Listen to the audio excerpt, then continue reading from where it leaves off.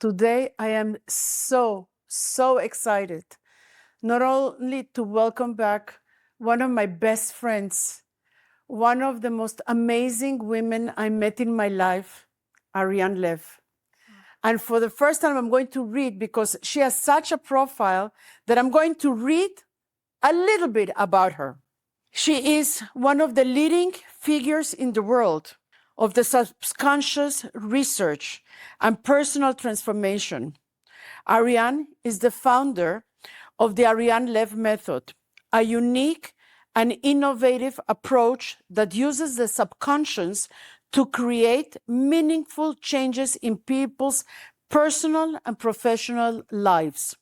Arian's method has achieved international success, impacting academic institutions and professionals around the world. She holds workshops and lectures globally, helping individuals in various fields. Arian has spoken not only in the United States Congress and Senate House, but she's also spoken in the French Parliament. And she's given amazing input in the gift that she got. Now, why do I say Arian is very special, especially for me? Arian is the one that, if you heard all my podcasts before when I mentioned her, she's the one that changed my life for the best. She's the one that showed me how to get rid of all the negativity that I had from within, not only from outside, but from within. She's the one that helped me understand who I am in this world and in this universe. She's the one that helped me discover myself, not only discover myself, but how to love myself for who I am. This little tiny bit of humanity in the world is this size. Arian, first of all, welcome, sweetheart. Wow. I am so excited that you just arrived from the States back to Israel. Just 2 hours in Israel now. 2 hours, Yes. and she came straight to me. So Yes. what can I say? Sweetie, first of all, welcome, my love. And I don't want to cry. I can only say thank you for saving my life, for turning my life around. Wow. Thank you for sharing, for giving back that to me. I'm going to tell you a small story how we met. We have a mutual friend. Her name is Tirza Brody, that invited us for dinner in her house. And she told me, Debbie, I'm going to give you a small surprise when you come. I said, okay, we go for dinner, friends, wonderful. And I see Mademoiselle here, and we have a great dinner. And all of a sudden, Tirza with Arian and myself, she says, you know what, let's go out to the balcony. And we sit in the balcony. That minute, my life changed. She comes and says, I have a question for you. For me, not knowing who she is. And I didn't know who you are. We haven't seen. We didn't know, we never met each other. Yes. And she comes and tells me, did you by any chance have something very bad happen to you last May? I went like this. Yes. But you got rid of it a little bit this year in June. I said, yes. I said, it happened this and this. This friend of yours, which you thought it was a friend, gave you, she stuck the sharpest knife in your back. Not only did she stab you, she twisted it. And I say, yeah. And she says, would you like to recover yourself? Would you like to be better? I say, I'll give anything to do it. But how do you know? She told me the story of herself. And I'm a very, very spiritual person. She made me even believe more in spirituality and more into what you people call the unknown. And now it's my treat to give to you, my friend, my loyal friend, the person that I love the most, Arian. Yes. Tell me how you started, how you discovered that you got what you got, the gift you got from the universe. Okay, actually, it was since I was born, I was a child, I was different from other children. I could see something that can happen. And sometimes I went to my mom and started to tell her something. Let's say there was one child in the kindergarten, he felt like that, and something happened to him. I was telling a story that happened in the kindergarten, and she went to the teacher in the kindergarten and talked with the teacher, and the teacher said, it's not happened. She's telling you that happened in the kindergarten, didn't happen. So my mother thought that something bizarre with me, that I imagined things that are not happening. But the same story happened a few months after. So as a child, I had those abilities.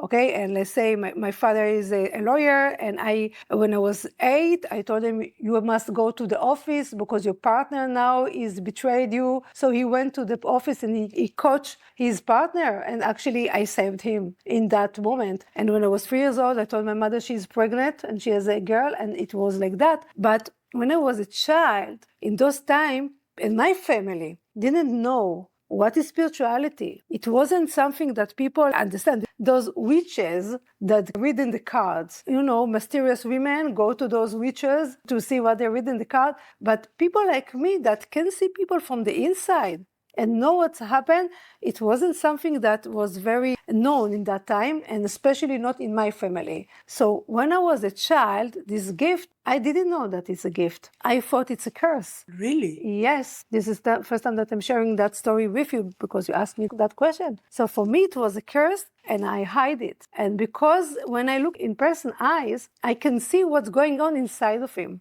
So when I was a child, this was a curse for me, and I was so afraid from that I couldn't look in people's eyes. It was until the age 25, 26, that the moment that I can see now you and I can look at you so inside your eyes, I couldn't. And now I know that because I see people from the inside, I was afraid from what I'm going to see and discover. Everybody says it's a present. I know now this is a present. And I thank God every day that I'm using that gift in order to help people and help humanity. And I took this gift and I make it as a research, and now there's a method, that scientific method. But then when I was a child, for me, it was a curse. For me, I was bizarre. I wasn't like all children. I used to find money on the street and find things on the street, and my mother, she thought that I stole. Because she said, how do you find those things? Today we know. So for me, this energy, this power that now I bless it, was kind of a curse. Because of that, I suffered even from low self-esteem, and I suffered from eating disorder. What do you mean by eating disorder? I mean that it was very hard to live as a person that can see people from the inside. You walk on the street and you can see what people think, what's going on inside of them. I learned how to control it. How old were you when you learned how to control it? 29. So that you were already a mature person. When I started to work with that and I decided to do with that something, it was in the age 27. And then I decided to control it. So when I meet people, I don't see anything. Sometimes I can see. But when I sit with them and talk with them, if I hear that their soul are asking for that, so I can go and help them as I helped you. So you saw in me that I needed help in that minute. Yes, because you were... I was broken completely. You were broken. Your heart was broken.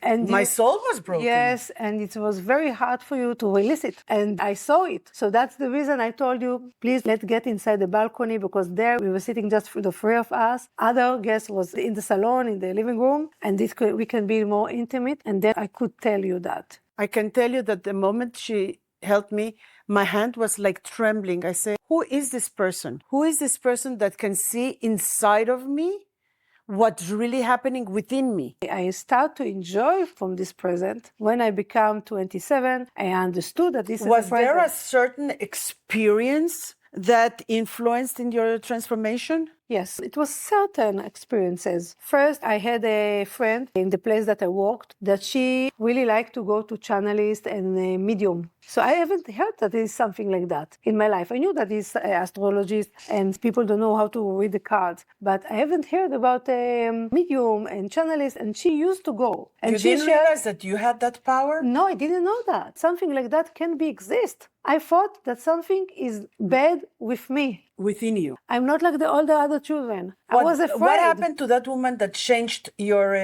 She used to go to a lot of mediums, and I was telling her, why you're going and you're wasting your time and money? So stupid. I can do it for you. And then I started to tell her things about her husband, ex-husband, about things that she is facing. And for me, it just was, I'm just telling. And she's going to say, oh, Arian, you know what? You have it also. Oh, come on. Okay. Now I have it also. It didn't dawn on you that you had it? No, I didn't believe in that. I didn't believe in myself. I just thought that I'm speaking with her. So what changed within you? What changed within me was two things. Other friend that she was insist that I will go and learn holistic therapist. And she told me, you are a therapist, you have a power, learn. So I went to Redman and I learned several courses there. And I saw in the internet that is a channeling course. How to channel. So I said, I will buy the course. Me and her in Tel Aviv, we were used to live in Haifa, and we went from Haifa to Tel Aviv.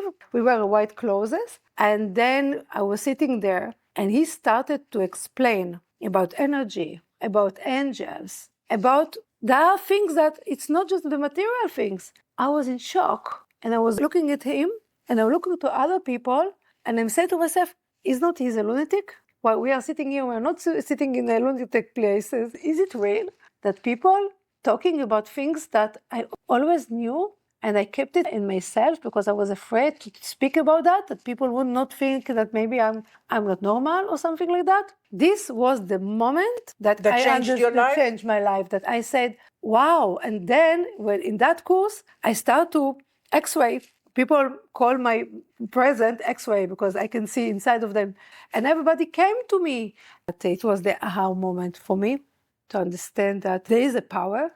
So in that moment, I started and I wanted to use this power in order to help people, assist people to be better, to get out from the sabotage that they feel inside of them and to break through. So I started to work with people, and this was the beginning. And then when I started, a lot of people came to me. It was amazing. I was just 27 and I was sitting in the home, and people came from all, Haifa, it's the Israeli North Town, and people came to me from all walks of life, and I was walking from morning to night and assist them. Like, you're talking like a medium? Like an X-ray. Like an X-ray, a medium. Medium is something else. Medium is something that get from the outside, get messages. Okay, see future. I read the inside of the people. I see the people like there is no skin on them. Okay. Everything they think, everything they face. What is the force that drove them to do something? And what is the force that drove them to stop them to do? I can see that. I can see the things that they are facing inside their organs and the heart. What is the heart, the liver, and all that stuff. And I help people. I gave them many tools, and I saw them flourish. And then I saw that although I give them so much and I see them that they're having jumping, quantum jumping, there's something inside of them, like a mechanism, that actually stops them and prevents them from doing what they want. So each time I can do with them a session, I can bring them to a different stage, but then I put them in front, push them, and then they're coming back. And I saw like their inner mechanism inside the person. There's a mechanism that works against him. Against the person. Against the person inside himself, not outside. Because that's what people say all the time. It's outside. He doesn't give me to speak. He doesn't like me. He prevents me, the situation. He's always blaming somebody else. Yes. We used to think that, okay, I want to be successful because I want people to know that I'm wealthy. We used to do that. That I understand, because I remember it was always feeling the guilt, always feeling the being afraid. And I say, you know what? I don't understand it. Why is this happening to me? Why I want to do this and something is always happening. Somebody's always blocking me. Yes, somebody's I didn't blocking you. understand that. Yes. So I saw this mechanism that a person wants to do something and I'm helping him. I helped him. I was looking inside of him. I gave him all the tools and something inside of him stopped him to do it. And then I understood that I want to do it as a science. So I initiate a research. As a science. As a science. The research I initiated when I was 29. Okay, after 2 years that I was working with people, I said, okay, there's two things that I want to achieve. First of all, I want to know more. I want to know more because I want to understand what is this mechanism that stops them? Why people do that things to themselves? How come? Because we think that we want the best of ourselves. We wake up in the morning and we have our dreams, our ambitions. So why do we stop ourselves? So I want to know more than the things that I saw as an X-ray. I want to know it as a science. This was one thing. The second, I want to develop something that other people can work with that. Because if it's just me, that I will do the X-ray, there's a limit. How many people I can do? How many people I can work? How many years I can do it? But if there's a science, if there's a method, so I can teach others. So that's what I wanted to do. So then I initiated the research. I opened the place, I called it the Arian Lev Center, Beit Arian Lev. And then I said to myself, okay, what do I need for research? I need a brain researcher. I went to the Weizmann Institute and start to look for a brain researcher that will be open enough, with less ego, that he can come to a private clinic with a woman that she's a medium. And we're talking about the year is 2005. So in that time, it was not popular. People were not aware and were not accepting. In Israel. Not in Israel. Not anywhere.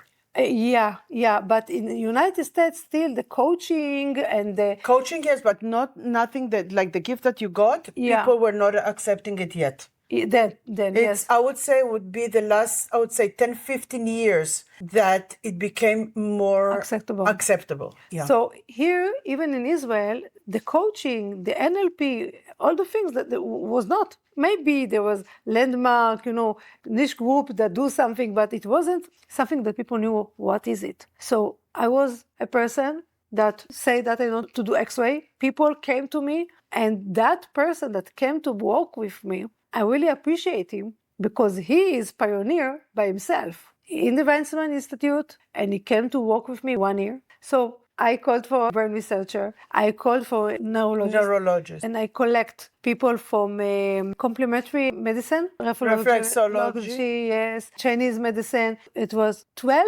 therapists then that worked in my place. So people used to come to see me. I was X-ray them, see what's going on inside of them, write a prescription, and they give it to the therapist. And we work together. And then in that point, I started. I saw something that happened inside the person. When I saw that I give them love, I give them the information, I saw the mechanism that inside of them that reject it. So I saw the condition, the code, love equals rejection. And then I gave it to the therapists, the people that work with me, to my team. And I told them about that mechanism, and they checked it. They checked it by the brain, they checked it by the body. And that moment, it was the initiation of the method that after 21 years, let's say even less, 2018, it was finished.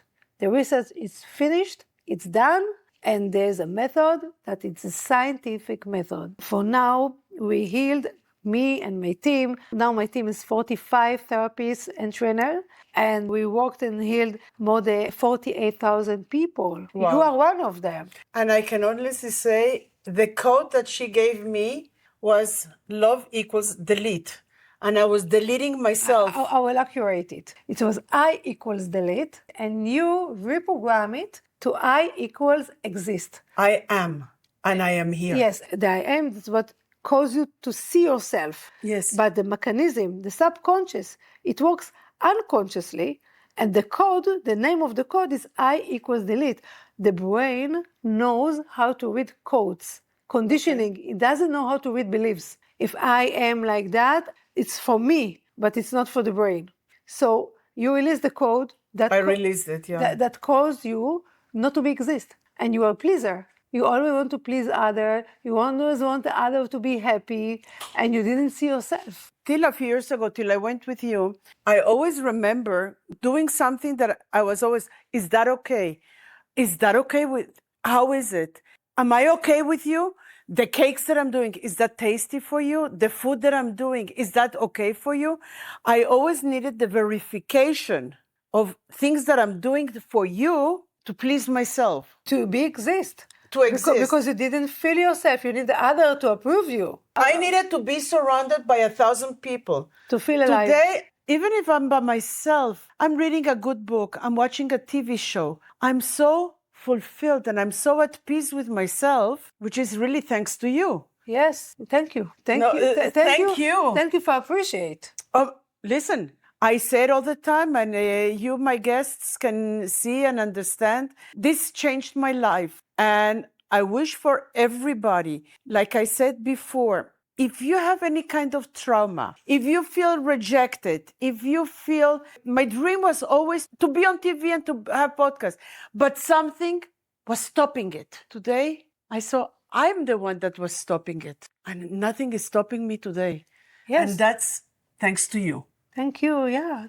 Welcome. Thank with pleasure. you. Thank with you. pleasure and with big heart, and because that's what I want to see. When I saw you in the beginning, the first time we met, even the second, I remember that we sat in Tel Aviv at the cafe, In the little cafe. next to your daughter's home. Yeah. And you told me that you're going to somebody mentor that taught how to speak in front of the audience. Correct. On the stage. And I saw you and I told you, Debbie, you can do it. You have the charisma. You can do it. I see you standing on the stage and talking in front of people. And you said, yes, I have my book. I wrote a book about cooking and I told my story. The book is about cooking. I thought that this is the first stage that you do. But then you will stand in front of the audience and speak, and you want your own TV show again?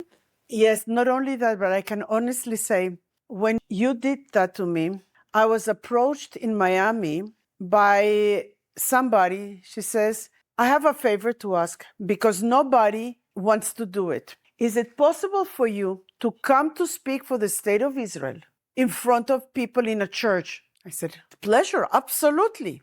So how many people can be in front of a church? It was the first time I ever did it. And I said, it can be 100, 200.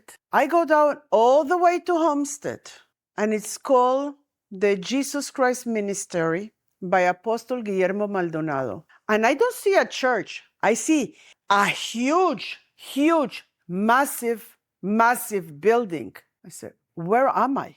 And I go in and I see I'm in front of 13,000 congregants. My heart is going like this. Am I going to be able to do it? What am I going to say? And then I remember what she taught me, what I learned for myself. I stood in that stage.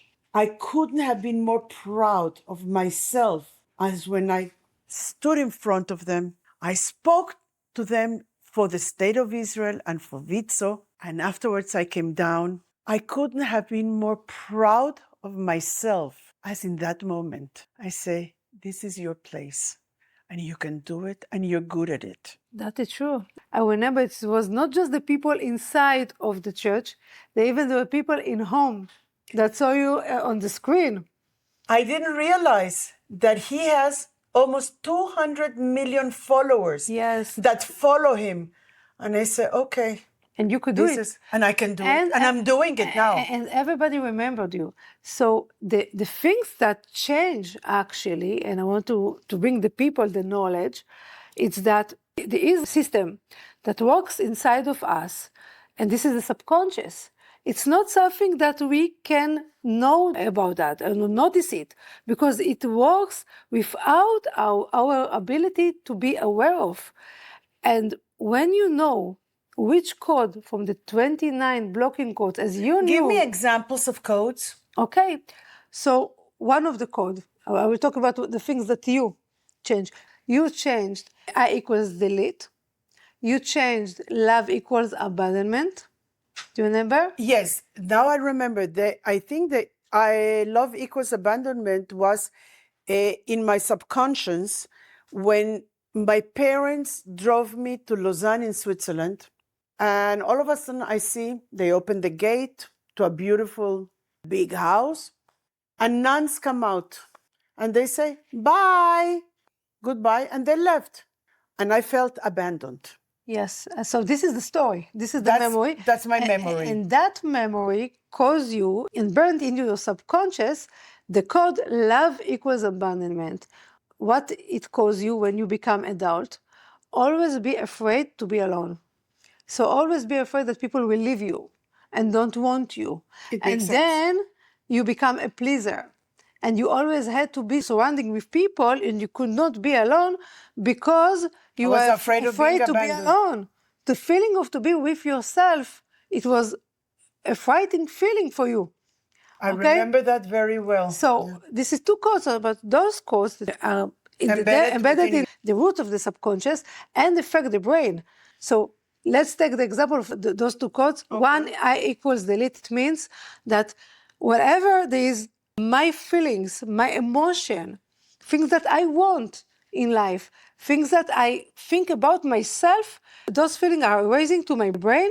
There's a voice, unconscious voice that telling me, delete it, cancel it, okay? Delete so I will not get hurt again. Yes, that you will not express yourself. You will not exist. You delete yourself. I am not here. I am here, but I'm not here. I'm like a ghost. So I want people to see me. I want people to notice. I want to be on the stage. I want to speak. But there is self-sabotage mechanism that actually prevent me from doing that unconsciously. So even if you wanted to do it, something happened and you couldn't. You were afraid. You didn't have even the options.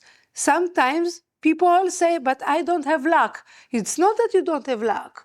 Your subconscious cannot attract it to your life. Why?